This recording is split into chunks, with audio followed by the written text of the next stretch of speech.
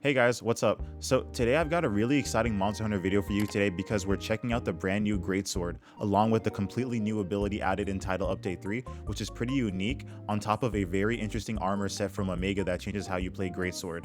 So for the hunt, we're going to be running the Bale armor set from Omega paired with the true Shadowbringer Greatsword, which is basically just like the sword from Berserk.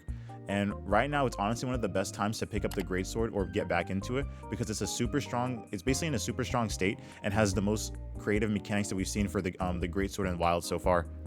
Alright guys, here's a table of contents for the video. So if you just want to skip ahead to the build, head straight to the equipment and decoration timestamp below. But I honestly, you really do not want to miss the earlier parts of this video because I'm going to be showing off the brand new Omega Greatsword, the Omega Bale armor set in like an actual hunt, and of course the new action skill, Blackest Night. It's such a fun move to use, and these new weapons and equipments from Title Update 3.0 just provide so much more creativity in the game now. You're gonna see in these upcoming videos, but anyways, yeah. Alright guys, so let's get into the hunt. So the very first thing that you want to do before engaging Arkveld is to make sure that you're fully buffed. So, pop your demon powder, your armor powder, immunizer, the whole kit, everything that you can do. And trust me, this is really important because Greatsword scales insanely well with attack boost, especially this build in particular, because there's a lot of synergies going on with the new Omega skills and stuff. So every bit of damage you stack makes a massive difference, and you'll see it in a moment. So next, throw on your Ghillie Mantle and set up a Shock Trap and Pitfall Trap. I know this might sound kind of cheesy, but this is where things get really broken, so just stick with me because you'll see exactly where all this comes together. So I always like to start my engagement with a roll into tackle, followed by an instant charge.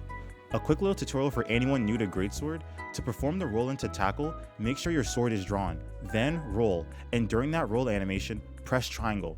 That tackle gives you a super armor and lets you safely approach monsters, and this also triggers counter strike if you super armor through an attack. So now here's the key. If you press triangle after the roll animation ends, you'll just get a normal charge instead, which isn't what you want. So it takes practice, but once you get the timing down, it becomes second nature. One small tip is that when you're drawing your weapon, always do a normal draw instead of a draw attack. So just tap the triangle button without touching the analog stick. If you move the stick, you'll get a draw attack, which leaves you more exposed. Normal draws are way safer. Alright, now let's get back to Arkveld. Thanks to the true Shadowbringer Greatsword, certain level 2 or higher charge slashes activate a special effect.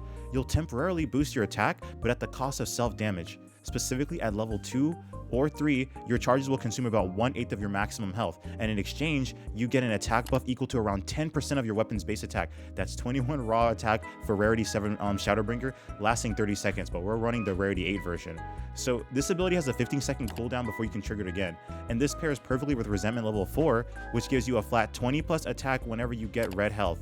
So to sustain that, we slot in Recovery Speed level 1. It's just enough to keep us alive while still letting us capitalize on the Darkside buff, or even charge up another slash to push our HP down even further.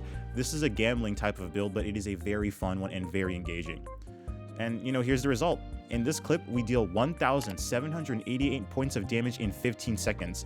If I had Rocksteady Mantle equipped to ignore the roar, or I was sharp enough to tackle through the roar and pop the wound, we could have pushed this even further. Now, since we're running 4 pieces of Bale armor, we gain access to special skills called the Blackest Night. This is an incredible and versatile ability with a cooldown, and I'll break down more of the details later. So in the clip below, you'll see Arkveld gearing up for his flying sweep attack. I instantly popped the Blackest Night to prepare for it. Unfortunately, he gets caught in the shock trap that I set early before he actually lands an attack on us. But here's the key: if Arkveld had connected with the barrier created by the Blackest Night, he would have taken a ridiculous amount of damage in return and possibly even gotten knocked down. That's the kind of punishment this armor setup opens up. So in this next clip, we run it back and finally get our payback. Arkveld goes for the flying sweep again, and this time we respond with the Black Knight. The counter connects perfectly, blasting him for around 800 points of damage. Now, the trade-off here is that it basically drains a chunk of our health, almost all of it honestly, and that's exactly why this build runs Speed Eating 3. It lets us chug a potion almost instantly so we can recover our HP and get right back into the fight without losing momentum. So I'll talk about the Blackest Night really quickly. So the Blackest Night can be activated straight from your item bar or the radio menu as long as you have 4 pieces of Bale armor equipped.